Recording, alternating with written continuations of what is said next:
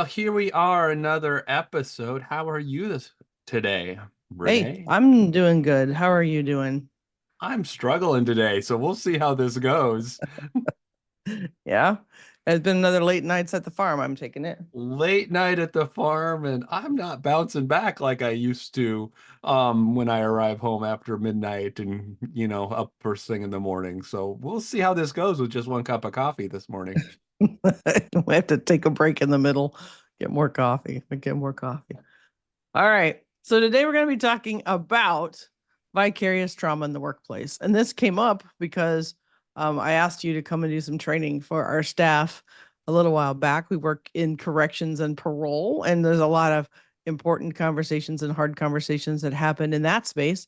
But it's interesting, vicarious trauma. We're going to talk about what it means, but also talk today about like how it impacts people and also how do you recognize it and what do you do about it? And so hopefully by the end of today's episode, not only can you recognize it, but you also have some really good basic steps on how to move forward. So to kick us off today, Jason, when we talk about trauma, you always start with the current context of like what it looks like for anxiety and depression for all the people. Why do we always start there? Why is that always like the best place to start when you want to have a conversation on stress, trauma, all that stuff? Why do we start there? Well, we've got to put words to it, right? We've got to define it. We've got to make sure everyone understands it. And so, it's kind of like our check engine light, right? That when our check engine light comes on, we've got to do some research and figure that all out. Which did I tell you my check engine light came on in my truck as I was driving home last night at 1 o'clock in the morning, and I'm supposed to be leaving on a 500-mile road trip to go speak tomorrow. Yeah. So part of it is me understanding, right, that my Yeah. stress level has gone up as I plan all of that. And so when we talk to folks, we really want to define and help everyone understand what are all the things, what are the drivers behind these things. And it's not always as simple as, hey, is your check engine light on? Which literally my check engine light's on, Renee. Yeah. Well, and I know I've told you this, but my check engine light on my vehicle was on forever. And we'd go get it checked and we would make big system fixes, not small system fixes. And that engine light would be off 24 hours max.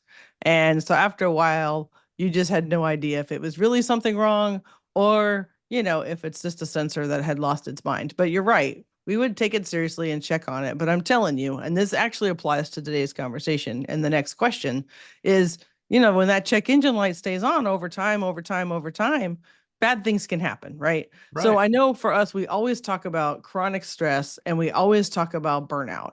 And you get frustrated because those two things sort of people skip one part and go straight to the other. But how are they the same and how are they different? I think that's really important as we dive into this vicarious trauma. Yeah, and we it seems like we talk about this all the time, that chronic stress, that ongoing stress, feeling on edge, right? Because emotionally I get a little like I like things to work right. And so when that light's on, I'm just like, well, something could go wrong. What could the next thing be, right? That chronic stress, if not put in check, can lead to burnout, right? It's kind of Right. the thing that becomes before it. And what's really interesting, I think, in the conversation today is to kind of better understand how when we talk about compassion fatigue and vicarious trauma, sometimes they show a lot of the same things. And so when we start to Right. really lay out the definitions across the board, we start to understand this interconnection between all of these terms that we're talking about. Yeah. And so as we get into vicarious trauma, for some people out there, they're going to be thinking, what is that? And for those that don't know, vicarious trauma really is on the side of corrections and justice and how they word it and like the language they use for what we would call on the other side, kind of more trauma informed. So it's the same principles and the same ideas, but talking about like how are you as a helper person impacted by the trauma itself. And so it's not necessarily that you're the victim of trauma directly, but it's all of that indirect, having to reread other people's trauma, reread and re-listen to, or make those phone calls, in our case, to victims and listening to Mhm. victims' impact statements and all of that. And how does that impact you as a human being? And so what's a good definition of vicarious trauma? Yeah, I was just going to tell you, it really came to be in the early 80s, which were the best time ever in our history, right? And really that it was coined by Figley, actually 1982, and really he talked about it like it's the cost of caring, right? It's part of that burden. And so it's that re-experiencing symptoms and this is kind of where it overlapped with compassion fatigue. Hmm. And so when we think about compassion fatigue, the cost of caring, vicarious trauma is really when you're in a position where you're hearing things secondhand or even third hand. And it's also called secondary stress disorder, secondary traumatization, right? There's lots of different terms we use, but they all kind of lead us to the same place. Right. And so right now and today, for those that are listening, and maybe you don't work in an industry where you would think you'd be traumatized, and that may be true, but even things that are happening now in the news and in the media can be traumatizing to those watching it, especially after the Hurricane Helene and the Hurricane Milton. Watching those stories, if you sit and just watch the folks and the loss of life and the loss that occurred through all of that, there are people that are being traumatized by those stories, by listening just to the chronic, just hard situations that people are living in. So thinking about this, it's like it might not have happened directly to you, but somehow you're impacted by what's going on around you. But it's not the same as burnout. So when we talked about chronic stress leading to burnout, this is different. And how is that part different? I'll give you an example. I was teaching a mental health first aid class earlier this week, and one of the women in the course used to live in Florida, and she said, I kind of got caught up in the news last night, and I couldn't turn it off. And she sat there because she knew people who were impacted by the hurricane. She used to have a house in one of the neighborhoods that flooded, and she's like, I couldn't turn it off. And she goes, it was 1 o'clock in the morning, and I realized I've been watching hurricane news for 5.5 hours, and I haven't taken a break. And she goes, I have to find a better way to limit my exposure to that because it's not good Mhm. for me. And so, I thought that was a great example, right? That sometimes we get caught up in media stuff and it's not helpful to us. And so that's kind of an example of how we kind of get caught up in some of those things. And if we Right. don't find a way to check and balance, it can have a negative impact. Right. And there are some personalities of people that are more susceptible to that, that are generally more empathic. And so if they're not careful, you could just suck up the negative going on around you all the time and causing very big challenges. And so it is a real struggle for people. And some people just struggle with it more than others. But it's really important, like you're saying, to pull yourself out of that situation and to refocus on the here and now to kind of move you forward. So let's talk about the data on this. Who's impacted by this? Like what types of professionals, how many professionals, who are we talking about? A lot more than you think. You kind of talked about already justice involved personnel, right? And so, we can see, and we'll link all this in the show notes, but 50% of justice personnel working with traumatized juvenile offenders frequently report secondary traumatic stress. Any helping professional, right? So whether we're talking healthcare, social services, between 40 and 85% of all of those occupations experience some form of vicarious trauma. And so, as we think about, there's really a lot of occupations that are there to support other people. So all of those occupations fall into this. Right. And then I think some other data we had here was about folks that are, the National Institute of Health talks about psychiatric inpatient persons themselves, the clients, about over 80% of them have had vicarious trauma symptoms. And so that could be part of talking about what we were saying earlier about certain personalities that sort of absorb trauma of others more. But it's also, they've been witness to lots of trauma and lots of bad. By the time you're in an inpatient setting, there's usually a lot of things that have gone wrong in your life, whether it's yourself or your family or, whatever's going on around you. And so there's just a lot of trauma to be talked about. So when we're talking about these folks, so this could be anybody, right? It's people that help Yeah. others or want to be in those helping professions. So you're talking about your first responders, your law enforcement, your firefighters, you think about the flood and who was impacted, right? That could be anybody who tried to help, anybody that put it back together. I know for myself, in 2008, we had a huge flood over in the Cedar Rapids area that started north of that with a tornado and a flood. And it was a bright, clear, sunshiny day when the waters rose downstream. And the smell of that went on for weeks of all the numbers of houses. It's like 3,500 homes that were knocked out through that flood and businesses and all kinds of things. But just being a person as myself, I wasn't directly impacted with my home. I lived uphill, which was for me at that time safer, not kind of like what's going on now in Asheville, but we were dry. And but we were part that tried to respond to help. And wow, some of the stories I remember just from that and just the all of the impact of that. It's really hard. And we weren't even officials in that capacity. We were just people who cared and again had friends or people who lost businesses, that kind of thing. So it is a much bigger impact than a lot of people think. So let's really spend some time now talking about what do we do about this. So what do you do when you know you're working around things that are traumatic? You deal with this day in and day out. What can we do to help others that are dealing with these kinds of things? Yeah, absolutely. And I think it is important to point out one other thing. Like in a professional capacity, sometimes we have to control our empathy toward others. We can't respond, we can't react. And I think it's important to recognize that when we're not reacting, then there has to be some way for us to show our emotions through those things. And so a good thing to think about is your ABCs, right?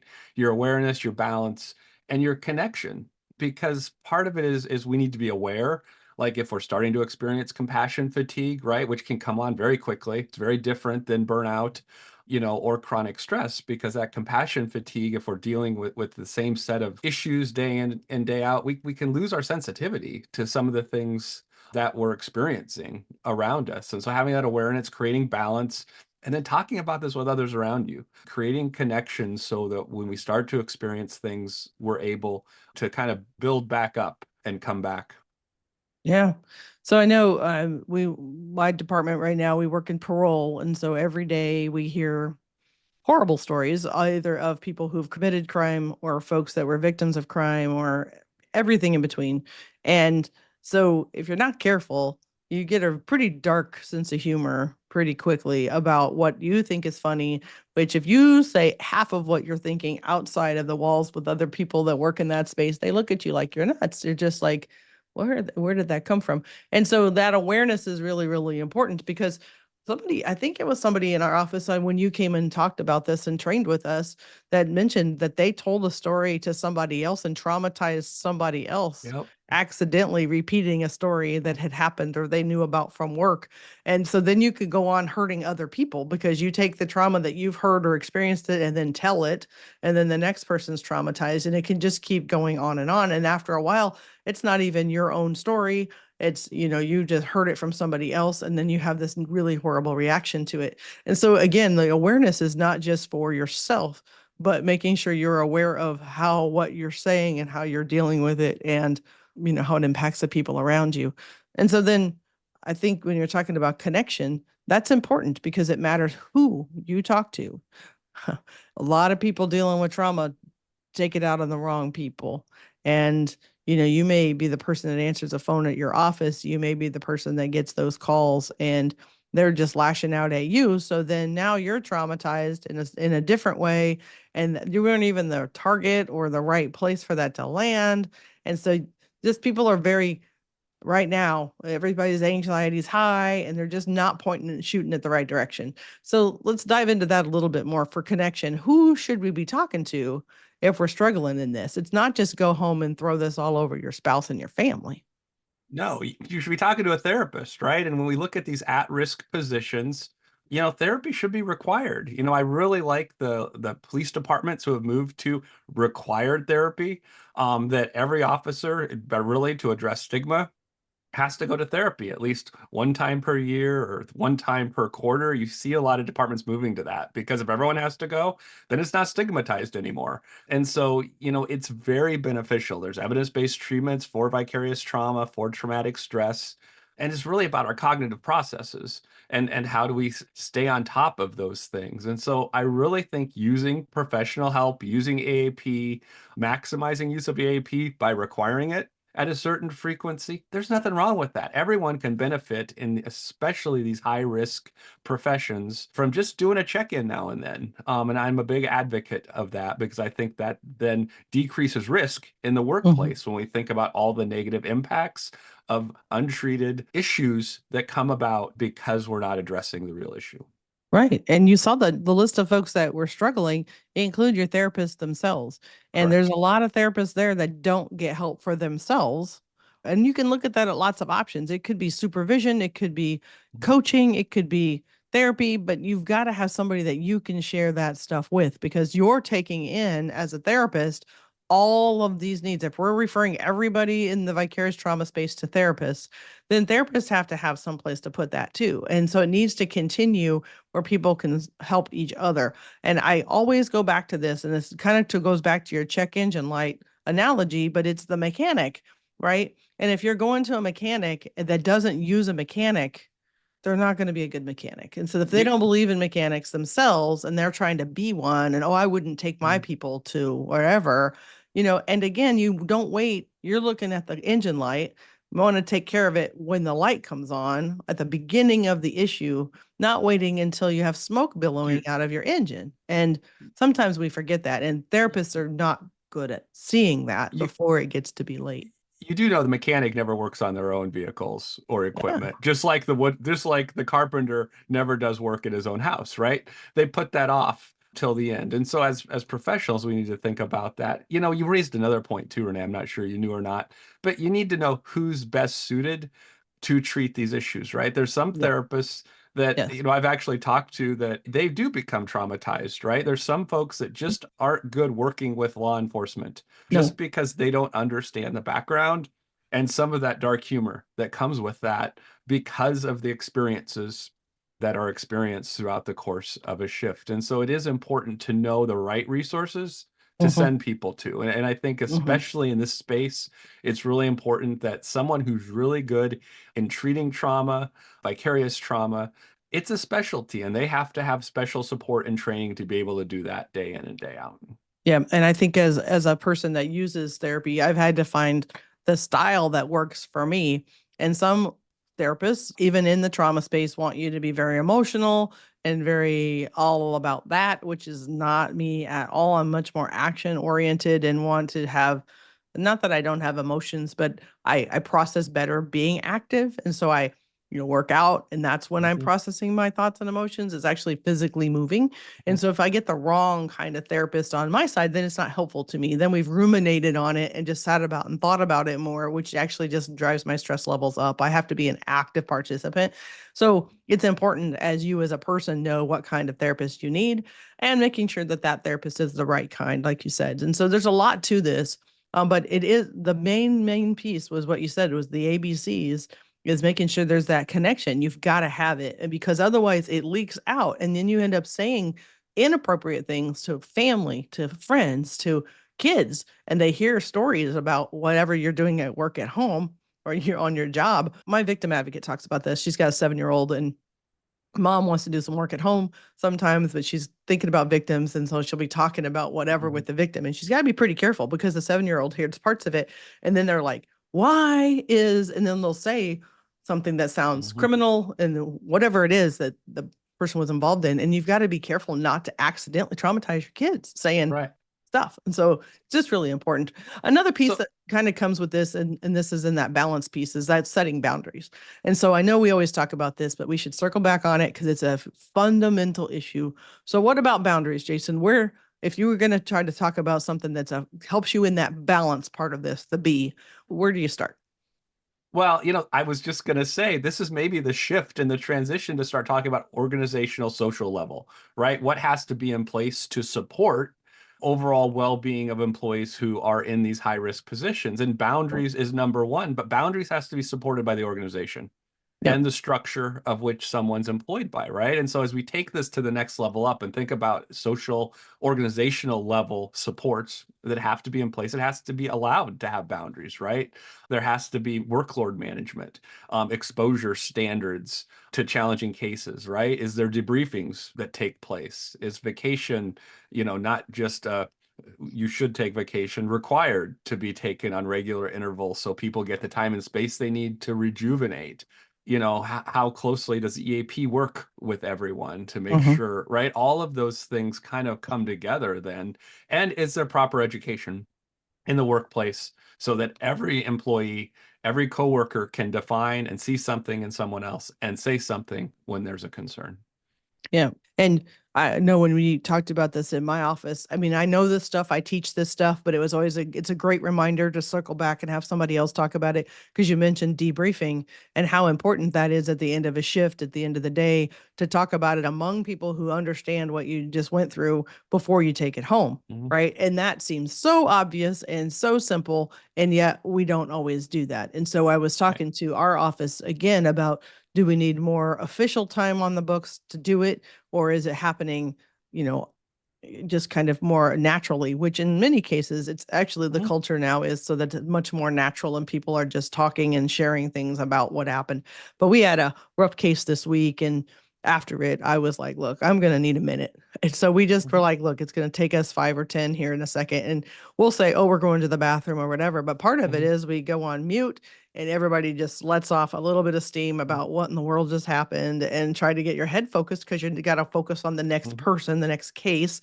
And so if you don't take that for yourself, you're not even in a good headspace to really think about what you're supposed to do next. And so that was just a really good reminder that it doesn't have to be long, it doesn't have to be Mhm. formal, but it has to happen. You have to give people permission to be like, stop and go, what was that? And is everybody all right? Are we okay to keep going? And if we're not okay to keep going, put a pause and do what we got to do to come back. Mhm. And, and I don't know. I don't know that everybody's work gets that, but we're much more effective when we do it. When we hit one of Yep. those spots, we're like, we need to take some time. And so it just happens in some of these tough professions. You have to sit back and go, okay. And I really feel bad. This is off topic a little bit, but therapists that have those back to back to back to back to back All schedules, right.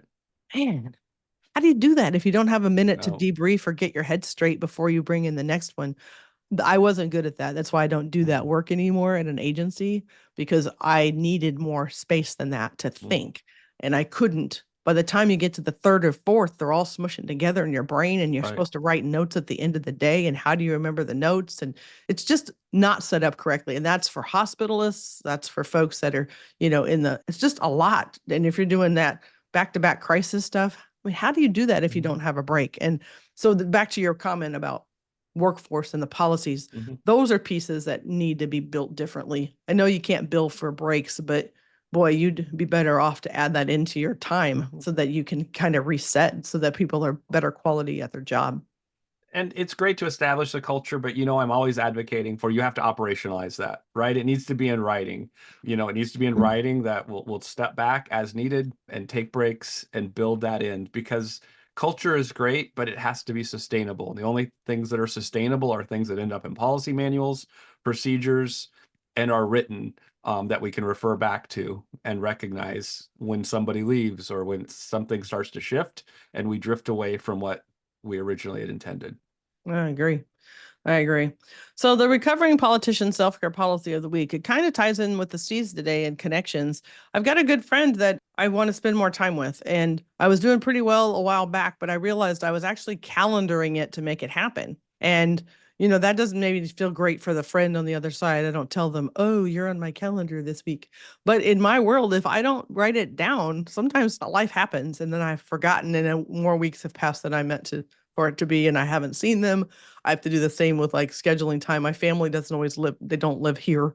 So if I'm going to go see them, you have to put time, you have to put it on the calendar and not scheduled to be in other states that we're typically in while we're speaking and all over the country now. And so making sure I can get to wherever I'm trying to get to. And so it's just one of the things that it's back on my calendar. It's now a priority again.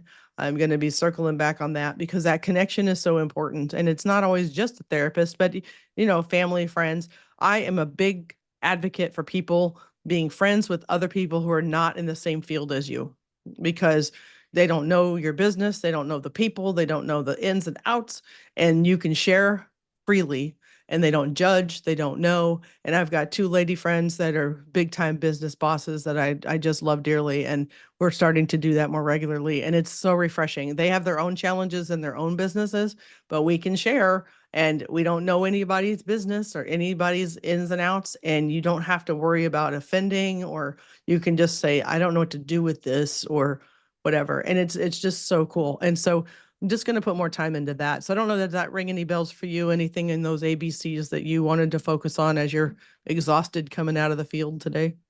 Well, I do like your idea of calendaring things. I'm looking ahead. It's the holidays in a couple of months, and we've already had to schedule all of our family holidays because things get so busy when you've got multiple families coming together.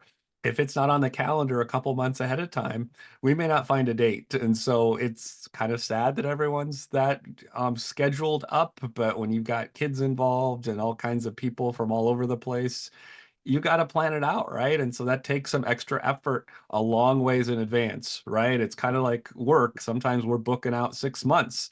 we're going to be heading somewhere. Well, that's no different than all the personal stuff I have to do because I have to figure that how that all Yeah. blends around the other work that I'm doing. And so sometimes it's looking a long ways ahead Yeah, to schedule some things in. And sometimes I just block out a week. I'm like, well, I'd like to do something in this zone, so I'm just going to be out for that whole week, and exactly. we're going to And try to make it land.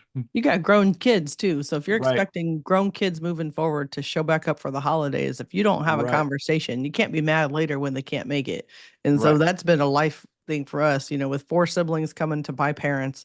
We were already planning like which was it going to be this holiday or that holiday, right, before a holiday, after a holiday, so that right, four adults with their grown children right. can try to join together. And it is a little bit of work, but you have to, again, planning. And so that's a good point. I appreciate that because we are hitting the holidays. All right. So today we talked about vicarious trauma. And for those who may not understand that concept, hopefully you have a better understanding about what we talked about today. It's just talking about how it's the cost of caring for other people, and that trauma that you sometimes comes on you, it splashes out on you while you're trying to help others or dealing with other difficult situations, and then how it impacts everybody. It's anybody in that helping profession can be impacted, and how we all need to focus and be aware of the situation and get some balance and find some connections to work it out. Thanks for being here. We'll see you next time.